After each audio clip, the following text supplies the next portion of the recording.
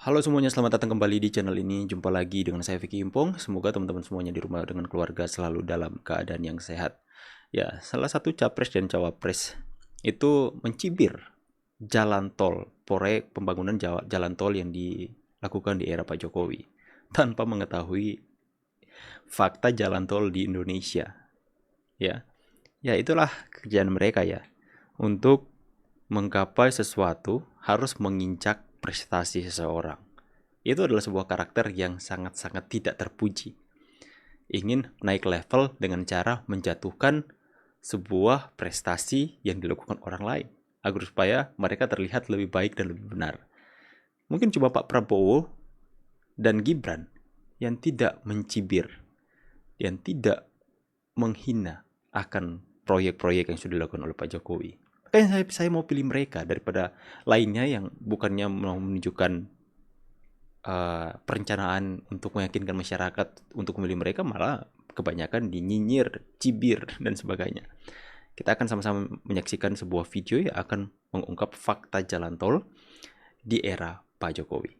Kita akan saksikan bersama-sama, link original video di deskripsi. Pembangunan jalan tol saat era pemerintahan Presiden Jokowi sempat mendapat kritik dari beragam pihak. Salah satunya dari calon wakil presiden nomor urut 1 Muhaimin Iskandar yang sempat mengkritik pembangunan jalan tol di era Jokowi. Lantas, bagaimana fakta sesungguhnya terkait pembangunan jalan tol di era Jokowi?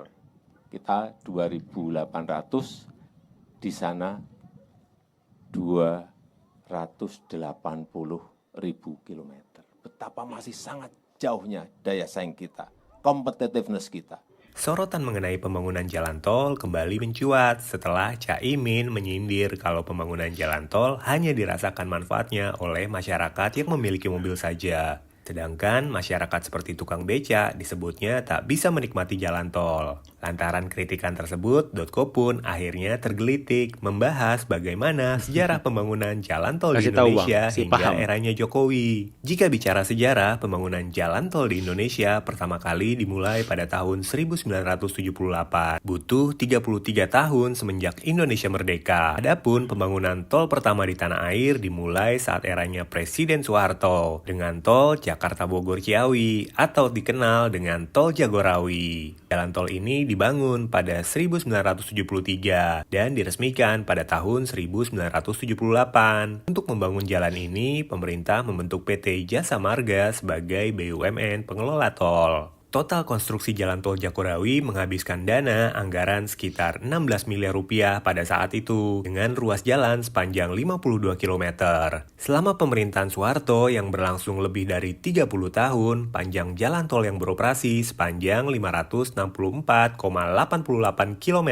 Di antaranya jalan tol Profesor Sediatmoko, tol Cawang Tomang, tol Semarang, tol Jakarta Tangerang, tol Surabaya Gempol, tol Jakarta Cikampek, tol Merah, dan tol Palikanci di Cirebon. Namun, Indonesia justru kesulitan untuk mengembangkan infrastruktur, terutama pembangunan jalan tol setelah Soeharto lengser. Sepanjang 1999 sampai tahun 2001, Indonesia berganti pemimpin sebanyak 3 kali, mulai dari B.J. Habibie, Abdurrahman Wahid, dan Megawati Soekarno Putri. Pembangunan jalan tol tersendat-sendat pada awal reformasi karena kondisi politik yang tidak stabil serta persoalan dana. Jalan tol baru yang beroperasi di era Presiden B.J. Habibie sepanjang 12,79 km.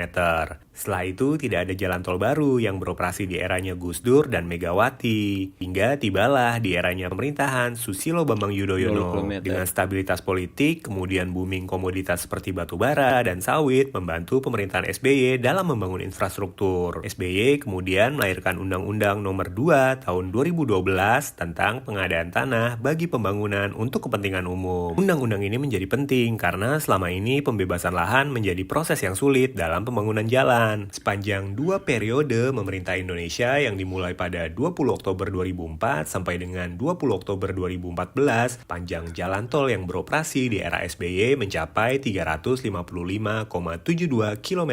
Di antaranya ada jalan tol Sadang Cikamuning dan tol Benoa di Bali. Tol Benoa merupakan tol di atas air kedua yang dibangun pemerintah Indonesia Sumatera setelah Suramadu. Kemudian berlanjutlah ke era Presiden Joko Widodo yang dimulai pada 20 Oktober 2014. Nah, di era Jokowi inilah pembangunan infrastruktur dilakukan secara besar-besaran. Anggaran untuk pembangunan infrastruktur juga dialokasikan secara masif dari sekitar 177,9 triliun rupiah di era akhir Presiden SBY menjadi 391,7 triliun pada era Jokowi. Pemerintahan Jokowi juga merumuskan proyek strategis nasional sebagai dokumen penting untuk memandu pembangunan proyek infrastruktur, mulai dari Trans Papua hingga jalan tol di luar Jawa. Jokowi juga giat membangun jalan tol di luar Jawa. Sejak awal pemerintahannya pada Oktober 2014 hingga Maret 2023, Itu baru panjang bilang jalan tol yang pemerataan. beroperasi di era Jokowi hampir mencapai 2.000 km.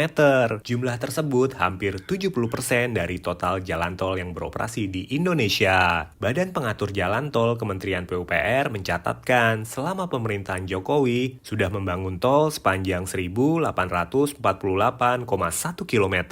Kepala Badan Pengatur Jalan Tol Kementerian PUPR Danang Parikesit mengatakan jika di rata-rata maka pembangunan jalan tol di eranya Jokowi tercapai sekitar 264,01 km setiap tahunnya. Dan tahukah teman-teman total panjang jalan tol di Indonesia per Agustus 2023 mencapai 2.760 km.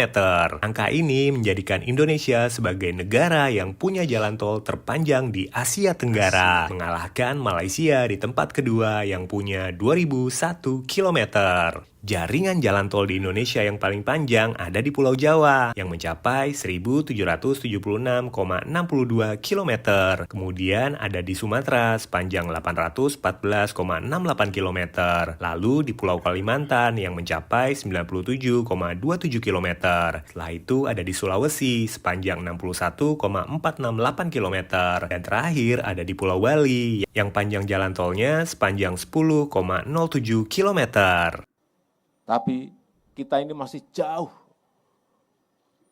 dari kurang. Saya berikan perbandingan. Sampai sekarang kita telah membangun 2040 km jalan tol. 2040 yang baru. Plus yang lama 780 km. Artinya baru 2.800 km yang dimiliki Indonesia jalan tol. RRT sudah memiliki 280.000 km. Kita 2.800, di sana 280.000 km. Betapa masih sangat jauhnya daya saing kita, competitiveness kita. Itu yang ingin kita kejar, agar kita bisa bersaing dengan negara-negara lain. Stok infrastruktur kita harus terus kita tingkatkan. Bisa dengan jalan APBN, bisa dibangun BUMN, bisa dibangun swasta. Tiga-tiganya paralel kita kerjakan. Lantas bagaimana dengan pembangunan jalan nasional di era Jokowi? Direktur Jenderal Kementerian PUPR Hedi Rahadian pada tahun lalu sempat mengatakan seperti dilansir bisnis.com bahwa semenjak 2014 panjang jalan nasional bertambah lebih dari 1.150 km. Data Ditjen Bina Marga mencatat pencapaian kumulatif jalan nasional baru sejak 2020 sampai dengan 2022 telah mencapai 1.444 km. Adapun dalam rencana strategis nasional dari tahun 2020 sampai 2024, Kementerian PUPR menargetkan pembangunan jalan nasional baru sepanjang 3.500 km. Oke teman-teman ya, jadi saya pikir tidak perlu kemana-mana mencari data. Kalian bisa melihat sendiri di tempat kalian berada. Tempat mungkin di luar Pulau Jawa. Yang dulunya kalian lihatlah keadaan sebelum Pak Jokowi memimpin. Contohnya saya di Pulau Sulawesi Utara di Kota Manado. Itu semenjak Pak Jokowi ada, itu jalan nasional, itu jalan di tempat saya tinggal itu. Saya ini orangnya suka pergi ke manapun di daerah kami di Sulawesi Utara. Jadi saya tahu jalan mana yang baru dibangun dan tidak ya. Itu begitu banyak jalan baru yang dibangun untuk menghubungkan dari satu tempat ke tempat yang lainnya yang memudahkan kita untuk menuju ke tempat tujuan kita. Begitu banyak jalan alternatif yang dibuat. Nah, di sini seperti ada ring road 1, 2, 3, 4, 5 itu dibangun semuanya untuk menghubungkan satu daerah sehingga perekonomian di negara ini semakin hari semakin bertumbuh. Itu di era Pak Jokowi. Saya merasakan dengan real fakta dengan mata kepala sendiri. Saya melihat, saya adalah pengguna jalan, saya melihat yang mana yang dibangun. Itu luar biasa berubah di era Pak Jokowi. Dan pihak-pihak yang membenci Pak Jokowi tentu saja tidak akan pernah mengakui hal ini. Menjadi heran saja ya. Padahal Pak Jokowi udah mau habis masa jabatannya. Banyak hal baik yang sudah dilakukan, tapi kok masih ada mereka yang terus mencibir-cibir beliau.